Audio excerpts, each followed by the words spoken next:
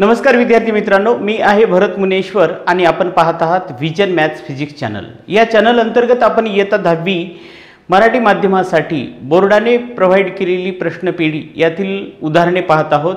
तर आपण दोन चलातील रेषीय समीकरण मधील सर्व प्रश्न क्रमांक 1 ए बी, प्रश्न क्रमांक 2 ए बी, प्रश्न क्रमांक 3 ए बी, चौथा प्रश्न आणि आज शेवटचा प्रश्न त्याच्यावरचा पाचवा प्रश्न, जो की 3 मार्काला प्रश्न असतो।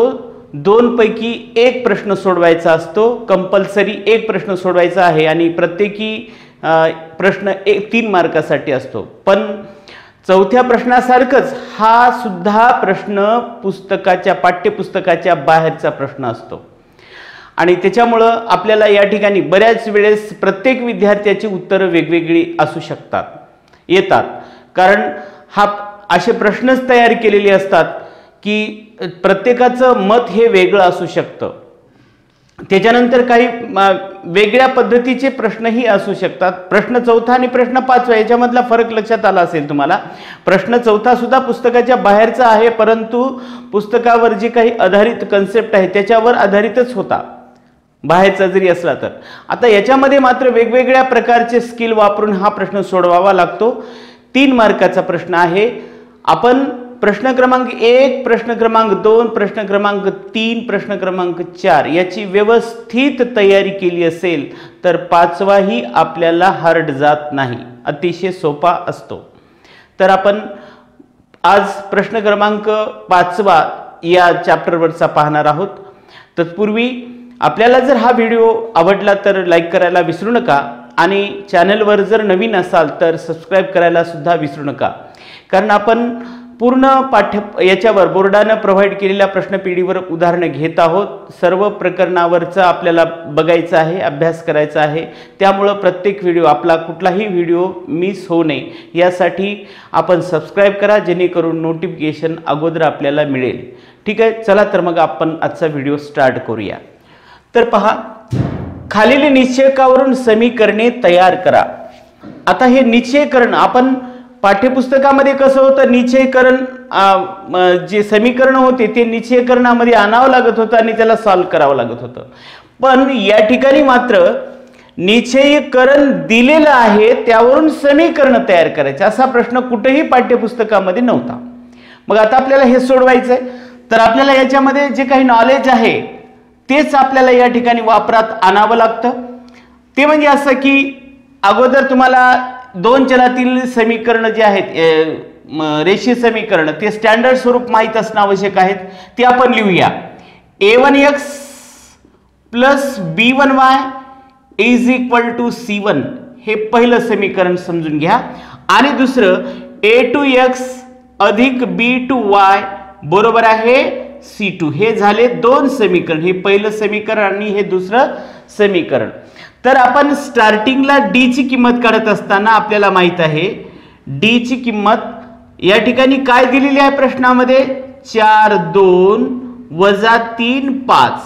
पण समीकरणावरून d ची किंमत आपण कशी काढतो, a1 a2 आणि b1 b2। मग आता याला जर कंपेअर केलं तर तुम्हाला a1 ची किंमत कळेल, b1 ची किंमत कळेल, a2 ची किंमत कळेल आणि b2 ची सुद्धा किंमत कळेल। म्हणून आपण या ठिकाणी a1 बरोबर आहे, a1 बरोबर किती 4, त्याच्यानंतर b1 किती आहे -3, त्याच्यानंतर a2 किती आहे, a2 आहे 2 आणि b2 किती आहे 5। ठीक आहे, अजून एक dx घेऊया। dy घेण्याची गरज नाही, कारण सर्व जर भेटलं तर आपल्याला डायरेक्ट आपल्याला आता a1 a2 मिळालं, b1 b2 मिळालं, फक्त c1 c2 राहिले काढायचं। ते c1 c2 काढले की आपण डायरेक्ट हे समीकरण लिहू शकतो। मग आता dx घ्या किंवा dy घ्या, कोणते घेतलं तरी चालेल, आपल्याला फक्त उद्देश एवढाच आहे की c1 c2 काढायचं आहे। मग dx जर घेतलं तर तुम्हाला माहित आहे dx घेताना या ठिकाणी dx काय दिलं आपल्याला 5 9 - 3 5 असं आहे। मग तुम्हाला dx काढताना माहित आहे, dx काढताना काय करतो आपण b1 b2 c1 c2 घेतो, पण घेत असताना हा क्रम अगोदर घेतो, म्हणजे स्टार्टिंगला c1 c2 लिहितो आणि नंतर b1 b2 लिहितो। मग आता याच्यावरून आपल्याला कोणत्या C1 C2 च्या किमती काढता येतात. मग C1 बरोबर किती 5 आणि C2 बरोबर किती 9. आता हे B1 तर ऑलरेडी माहित आहे आपल्याला -3, B2 सुद्धा माहित आहे, B2 आहे 5 आपण ऑलरेडी काढलं, त्याच्यामुळे परत काढण्याची आवश्यकता नाही. तर A1 A2 B1 B2 C1 C2 ह्या सगळ्या किमती माहित झाल्याच्या नंतर 1 व 2 वरून म्हणून समीकरण याला वाटलं तर 3 आणि याला 4 म्हणूया. म्हणून 1 2 3 व 4 वरून आपल्याला काय करता येईल, हे समीकरण लिहिता येतात. कशी लिहिता येईल, अगोदर बघा हे समीकरण लिहायचं आपल्याला. A1 ची किंमत माहिती आहे आपल्याला 4, त्याच्यानंतर हे x ला x अधिक B1 किती आहे, B1 -3 अधिक गुणिले वजा होईल -3y बरोबर आहे C1 किती आहे 5. हे झालं आपलं समीकरण. त्याच्यानंतर दुसरं समीकरण लिहायचंय A2 किती आहे 2x, त्याच्यानंतर अधिक B2 किती आहे 5y, ठीक आहे, आणि बरोबर आहे C2 किती आलेला आहे 9. हे झाले आपले निश्चयकावरून तयार केलेले समीकरण. म्हणून ती समीकरणे एवढं ठेवलं तरी चालतं. 4x - 3y बरोबर आहे 5 आणि 2x अधिक 5y बरोबर आहे 9. ही ती समीकरणे आहेत. बघा एवढं हे आउट ऑफ सिलेबस जरी असेल तर अतिशय सोपं आहे, सहज तुम्हाला सोडवता येईल. आता हेच जरी उदाहरण परीक्षेला नाही आलं, असं दुसरं आलं तरी सोडवायला काही हरकत नाही, पद्धतीच आहे, सारखीच आहे. आपल्याला कसं आहे, बोर्डामधले जे काही प्रश्नपेढी दिलेली आहे तेच उदाहरणं येतील असं काही नाही, पण तशा पद्धतीचे उदाहरणं येऊ शकतात, येतात, हे माहिती आहे आपल्याला. म्हणून असं हे उदाहरण हे अंक आले नाही, दुसरे अंक आले तर सोडवण्याची तर पद्धती एकच आहे, तर आपल्याला हे सोडवता येणं आवश्यक आहे आणि सोडवता येईल. त्याच्यानंतर बघा अजून तसंच पुस्तकाच्या बाहेरचंच उदाहरण आहे. मी 75 ही संख्या मनात धरली, त्या संख्येच्या दोन्ही अंकातील संबंध दर्शवणारी अट लिहा. मूळ संख्या आणि अंकाची अदलाबदल करून येणाऱ्या संख्येतील संबंध दर्शवणारी अट लिहा. हे सुद्धा याच्यासारखं पहिल्या उदाहरणासारखं उलट आहे.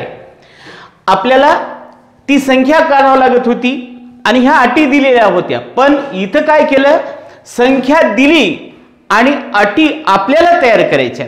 म्हणजे नेहमी प्रश्नाचं हे इथं जसं उलट आपल्याला उदाहरण विचारलं तसंच या ठिकाणी सुद्धा आहे.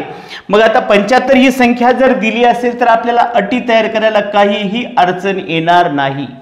बघा त्या संख्येच्या त्या संख्येच्या ही जी संख्या मनात धरलेली आहे 75, त्या संख्येच्या दोन्ही अंकातील संबंध दर्शवणारी अट लिहा.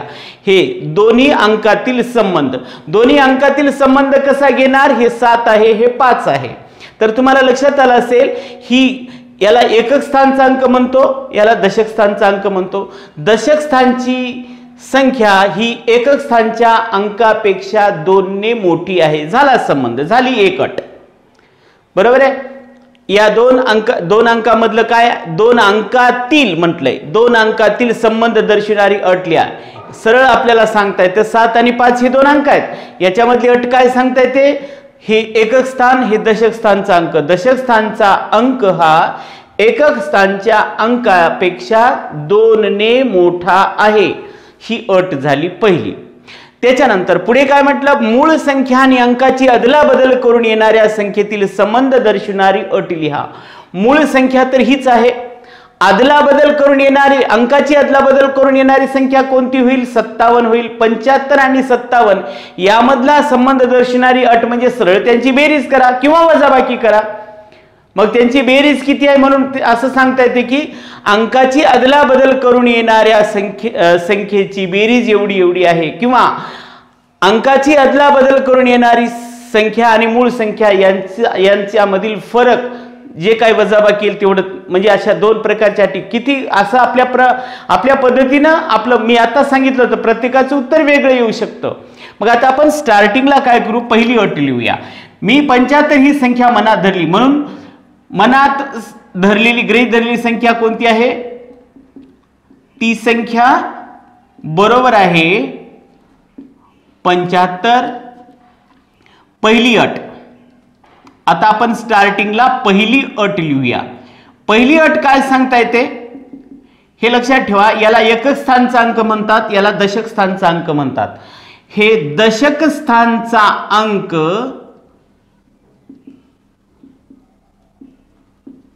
दशक स्थानचा अंक एकक स्थानच्या अंकाच्या किंवा अंकापेक्षा 2 ने मोठा आहे. आता आपण या ठिकाणी जर दशक स्थानचा अंक आणि एकक स्थानचा अंक गृहीत धरला असतं, समजा एकक स्थानचा x दशक स्थानचा y, तर आपण काय लिहिलं असतं याच्यामध्ये अट काय आली असती, दशक स्थानचा अंक आपण असं गृहीत धरलं. हे लिहायचं नाही पण फक्त समजून घ्या. दशक स्थानचा अंक आपण घेतला y, एकक स्थानचा अंक घेतला x. तर आता ही अटीनुसार समीकरण कसं होतं की दशक स्थानचा अंक हा एकक स्थानच्या अंकापेक्षा, एकक स्थानचा अंक कोणता, याच्यापेक्षा कितीने मोठा, 2 ने मोठा. हे असं समीकरण झालं असतं आहे की नाही. हे समीकरण आपण असं लिहिलं असतं म्हणजे चलाच्या स्वरूपामध्ये. जर ही अट प्रश्नामध्ये दिली असती. आता ही अट आपण स्वतः तयार केलेली आहे. त्याच्यानंतर दुसरी अट. आता ह्या दुसऱ्या अटीमध्ये तुम्ही काही लिहू शकता. अंकाची अदलाबदल करून येणाऱ्या संख्येतील मूळ संख्या आणि अंकाची अदलाबदल करून येणारी संख्या. आता मूळ संख्या तर माहिती तुम्हाला 75 आहे. अंकाची अदलाबदल करून येणारी संख्या कोणती होती, 57. तर याच्यामधला संबंध दर्शवणारी, याच्यामध्ये काय संबंध दर्शवू शकतो आपण, त्यांची बेरीज किंवा त्यांचे वजाबाकी. त्यांची बेरीज किती होते, 75 आणि किती ते 57. 7 आणि 5 12, 132. मग दुसरी अट काय सांगता येते की त्यांच्या मूळ संख्या आणि अंकाची अदलाबदल करून येणाऱ्या संख्येची बेरीज किती आहे, 132 आहे. असं आपल्याला ही दुसरी अट लिहिता येते. किंवा अंकाची मूळ संख्या व अंकाची अदलाबदल करून येणाऱ्या संख्येतील फरक सुद्धा सांगता येते. इथं एवढा जे काही आहे म्हणजे किती होते हे 18, त्यांच्यातील फरक किती आहे 18. हे सुद्धा समीकरण होऊ शकतं. मग हे आपल्या मनावर आहे लिहायचं. म्हणून या ठिकाणी लिहूया. मग मूळ संख्या आणि अंकाची अदलाबदल करून येणारी संख्या यांची बेरीज 132 आहे. ह्या झाल्या 2 अटी. क्लिअर. ह्या झाल्या 2 अटी. बघा आपल्याला अशा प्रकारे हे 2 अटी लिहायच्यात.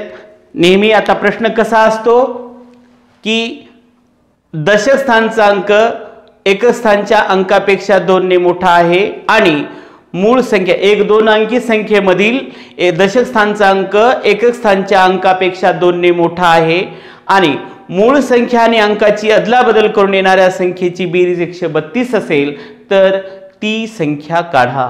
असा प्रश्न असतो नेहमी पाठ्यपुस्तकामध्ये. पण आपल्याला उत्तर दिलं आणि प्रश्न तयार करायला सांगितलेला आहे, म्हणजे अटी तयार करायला सांगितल्या. आपण जर हे प्रश्नाची अट गृहीत धरून जर प्रश्न सोडवला तर 100% आपलं उत्तर 75च येतं. आपण ट्राय करायला काही हरकत नाही.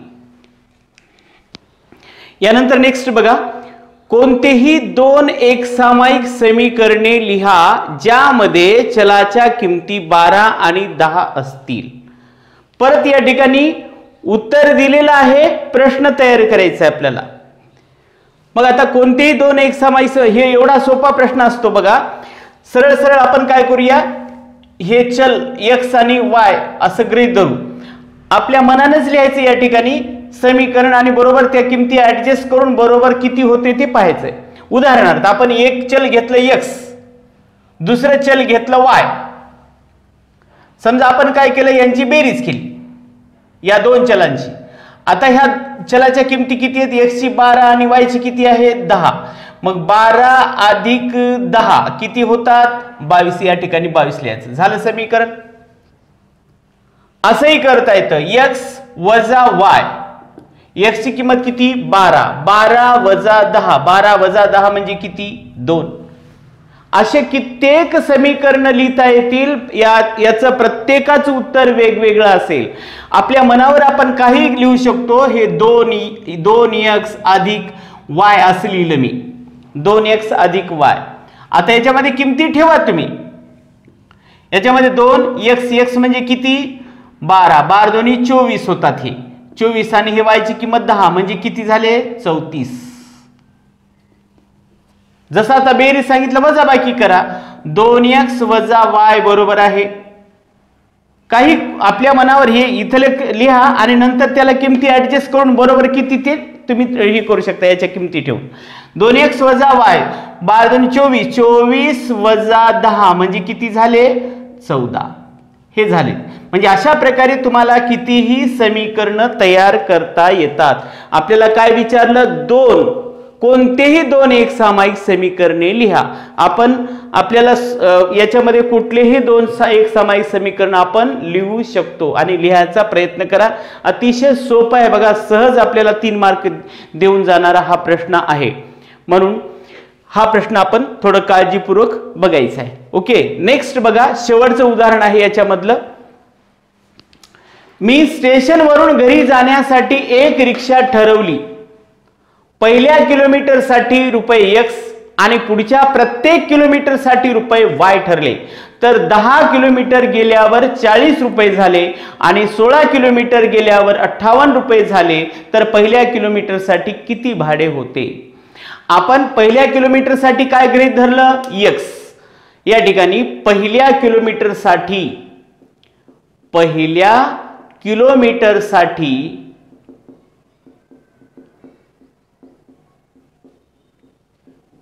भाडे काय ठरलेलं आहे? ₹x. आणि पुढच्या प्रत्येक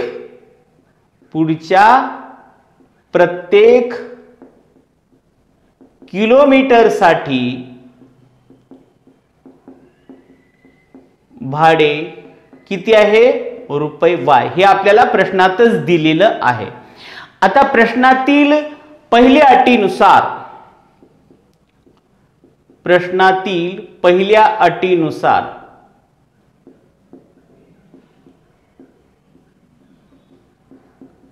काय आहे? प्रश्नातील पहिली अट बघून घ्या. 10 किलोमीटर गेल्यावर ₹40 झाले. ही आहे पहिली अट. 10 किलोमीटर. आता त्या 10 किलोमीटर मध्ये पहिला किलोमीटर तर फिक्स आहे. पहिल्या किलोमीटर साठी किती भाडं? ₹x. आणि त्याच्यानंतर आता उरले किती? 9 किलोमीटर उरलेलं आहे. त्या प्रत्येक किलोमीटरला किती रुपये भाडं? y. म्हणजे एकूण किती भाडं वाले पुढच्याला? 9y. हे असं टोटल भाडं किती आहे? ₹40. हे झालं पहिलं समीकरण. क्लिअर? दुसरी अट बघा. आता प्रश्नातील दुसऱ्या अटीनुसार काय दिलं? 16 किलोमीटर गेल्यावर ₹58 झाले. 16 किलोमीटर जर गेलं तर पुन्हा तसंच करा. 16 किलोमीटर मधला पहिला किलोमीटर किती रुपयाला? ₹x. आता राहिलेत किती त्याच्यामधले? हे तर झालं फिक्स. याचा भाव ₹x. आता राहिलेत किलोमीटर किती? 15. त्यापैकी प्रत्येक एका किलोमीटरला ₹y. तर 15 किलोमीटरला 15y. हे 15y. तर ही एकूण टोटल किती झालेलं आहे?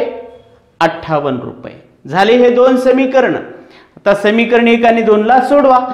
समीकरण 1 आणि 2 ची वजाबाकी जर केली तर x कटून जातात आणि आपल्याला y ची किंमत मिळेल. समीकरण 1 व समीकरण 2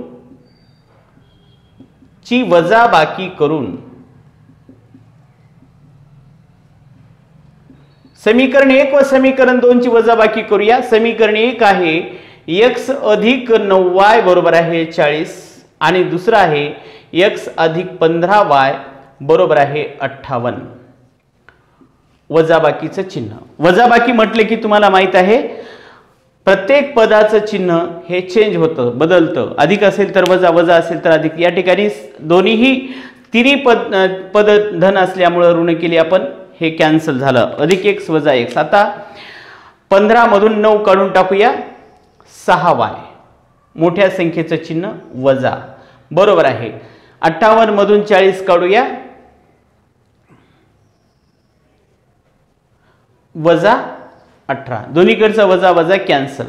म्हणजे काय होईल, 6y बरोबर आहे 18, म्हणून y बरोबर आहे 18/6. y बरोबर साहित्रिक 18.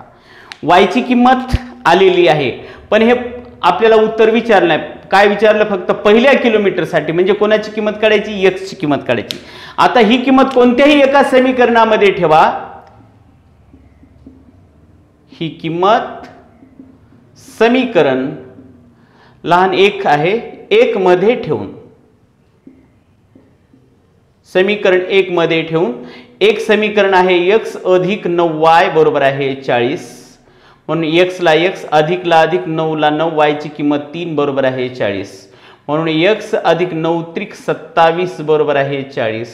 x बरोबर आहे 40 वजा 27. म्हणून x बरोबर आहे 13. x ची किंमत 13 म्हणजे 13 रुपये भाडं झालं बघा. म्हणून या ठिकाणी उत्तर लिहूया. म्हणून पहिल्या किलोमीटर साठी रुपये 13 भाडे होते. तर हे अशा प्रकारे आपण प्रश्न क्रमांक 1 पासून प्रश्न क्रमांक 5 पर्यंतचे सर्व प्रश्न घेतलेले आहेत. आणि तुम्हाला लक्षात आलं असेल, हे अतिशय सोपे आहे. सर्वसामान्य विद्यार्थ्यांना सुद्धा सर्व उदाहरणं जमण्यासारखेच आहेत. प्रत्येकानं प्रत्येक व्हिडिओ पाहायचा, पूर्ण बघा. तुमचा या प्रकरणाचा अभ्यास कंप्लीट होऊन जाईल. म्हणून न विसरता आणि पूर्णपणे प्रत्येक व्हिडिओ पहा. 2 चलातील रेषीय समीकरणाचा आपण याची प्लेलिस्ट सुद्धा बनवलेली आहे. आणि त्याचबरोबर आपण याच्यासाठी खास बोर्ड प्रश्न पेढीचं जी तयारी आहे त्याच्यामध्ये सुद्धा याला इन्क्लूड केलेलं आहे. म्हणून पहिल्या व्हिडिओपासून शेवटच्या व्हिडिओपर्यंत जर तुम्ही पाहिलात तर हे प्रकरण आपलं तयार होऊन जाईल. याचे मार्क्स आपल्याला सहज मिळतील. सगळे उदाहरण आपण पाहिले, पहिल्या उदाहरणापासून शेवटच्या प्रश्नापर्यंतचे सर्व उदाहरण अतिशय सोपे होते. म्हणून याचे आपले मार्क्स जाऊ नये यासाठी काळजीपूर्वक याचा व्यवस्थित अभ्यास करा आणि नियमित व्हिडिओ पाहत जा, म्हणजे जेणेकरून आपला रेग्युलर परीक्षेपर्यंत अभ्यास बराचसा कव्हर होईल. ठीक आहे. जर व्हिडिओ आवडला तर लाईक करायला विसरू नका आणि चॅनलवर जर नवीन असाल तर सबस्क्राईब करायला सुद्धा विसरू नका. ठीक आहे.